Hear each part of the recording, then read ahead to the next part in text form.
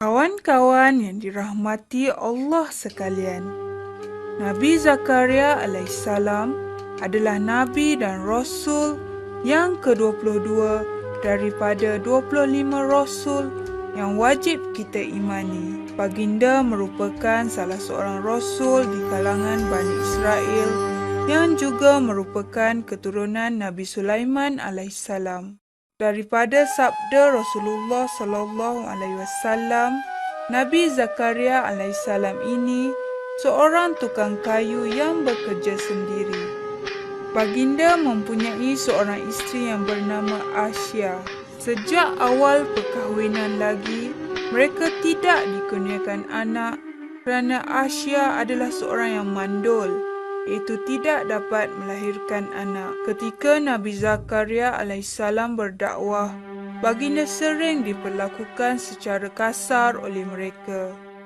Maki hamun yang dilemparkan daripada mereka sudah sebati dengannya. Tanpa terasa penat dan lelah dalam melaksanakan perintah Allah, Nabi Zakaria alaihissalam meneruskan usaha dakwahnya sehingga usianya benar-benar tua, iaitu 90 tahun. Baginda mula bimbang, siapakah yang akan menjadi pewarisnya kelak untuk melaksanakan kerja-kerja dakwah ini. Lantas Nabi Zakaria alaihissalam berdoa kepada Allah pada suatu malam yang sunyi di mihrabnya dengan suara yang lembut. Doa Nabi Zakaria alaihissalam ialah, Ya Tuhanku, sesungguhnya tulangku telah lemah dan kepalaku telah ditumbuhi uban, dan aku belum pernah kecewa dalam berdoa kepada Engkau, ya Tuhanku. Dan sesungguhnya aku khawatir terhadap warisku sepeninggalanku, sedang istriku adalah seorang yang mandul. Maka anugerahkanlah aku dari sisi Engkau seorang putera yang akan mewarisi aku dan mewarisi sebahagian keluarga Ya'qub, dan jadikanlah dia, ya Tuhanku, seorang yang diredai. Surah Maryam ayat 4 hingga 5. Kawan-kawan sekalian, Allah Ar-Rahman, Allah Maha Pemurah. Allah mendengar rintihan Nabi Zakaria alaihissalam dan memakbulkannya. Allah berfirman dalam surah Maryam ayat 7 iaitu, Wahai Zakaria, sesungguhnya kami memberi kabar gembira kepadamu akan, yakni beroleh seorang anak yang namanya Yahya, yang sebelumnya kami belum pernah menciptakan orang yang serupa dengan dia. Allah telah mengutuskan malaikat untuk menyampaikan berita gembira itu. Mendengar berita tersebut, Nabi Zakaria alaihissalam merasa ragu dan seolah-olah tidak percaya kerana dirinya telah tua dan isterinya pula mandul. Melalui malaikat yang diutuskan oleh Allah, Allah berfirman, Hal itu adalah mudah bagiku, dan sesungguhnya telah aku ciptakan kamu sebelum itu, padahal kamu, yakni waktu itu, belum ada sama sekali. Surah Maryam ayat 9. Setelah itu, Nabi Zakaria alaihissalam bermohon lagi agar Allah memberi suatu tanda bahawa isterinya hamil. Maka Allah berfirman, Tanda bagimu adalah bahawa kamu tidak dapat bercakap-cakap dengan manusia selama 3 malam, padahal kamu sihat. Surah Maryam ayat 10. Ini bermakna baginda tidak boleh berbicara dengan sesiapa pun kecuali menggunakan isyarat sahaja. Walaupun begitu, baginda masih dapat melaksanakan zikir dan bertasbih di dalam hati seperti yang diperintahkan Allah. Masya Allah, sesungguhnya tiada yang mustahil bagi Allah. Hari yang dinanti-nanti telah tiba.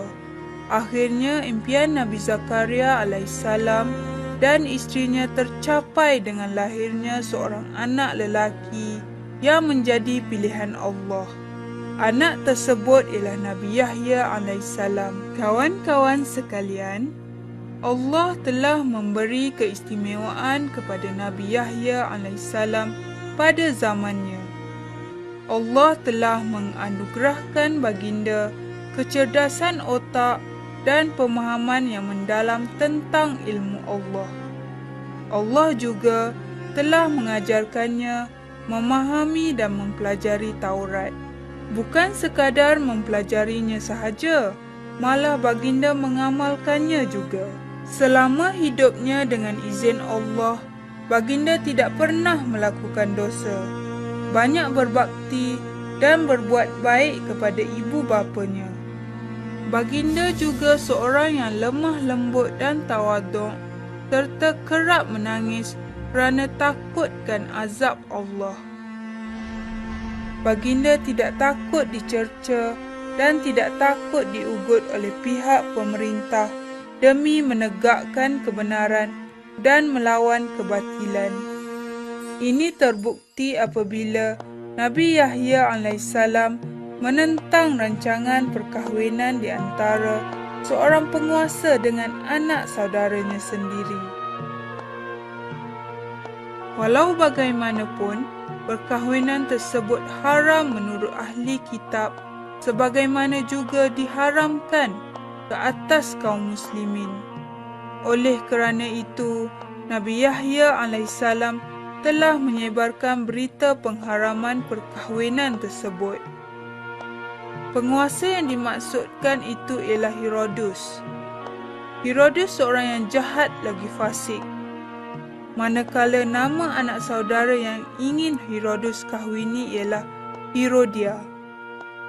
Herodia seorang gadis yang amat cantik dan bertubuh lampai. Disebabkan berita larangan itu telah tersebar dan menjadi bual bicara orang ramai, Herodia menjadi sedih dan menyimpan dendam terhadap Nabi Yahya alaihissalam kerana menentang keras impiannya itu. Ibu Herodia juga menyimpan dendam terhadap Nabi Yahya alaihissalam sehinggakan merancang sebuah pembunuhan terhadap baginda. Apakah rancangannya itu? Kawan-kawan sekalian, dalam diam, Herodia dan ibunya telah merancang sesuatu.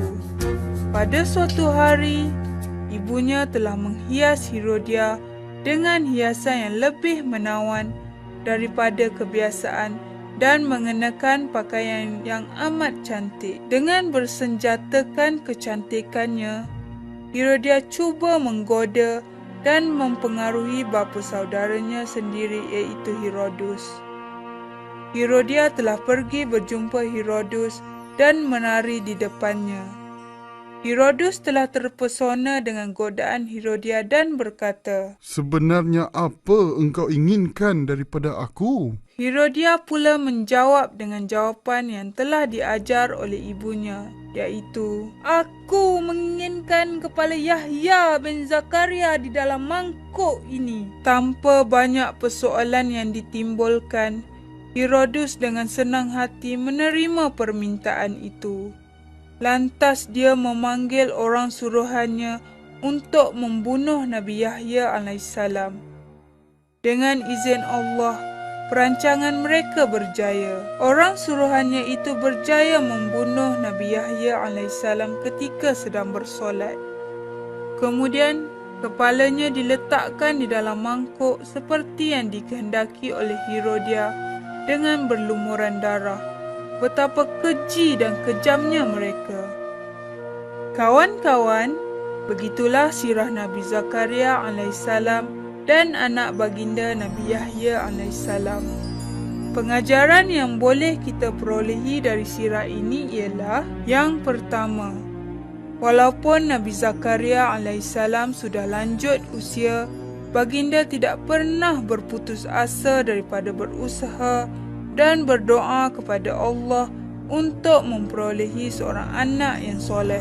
Yang kedua, Nabi Yahya alaihissalam sering menangis kerana takutkan azab Allah. Walau bagaimanapun, Baginda seorang tegas terhadap orang yang mempermainkan hukum Allah dan ingkar pada perintah dan larangan Allah.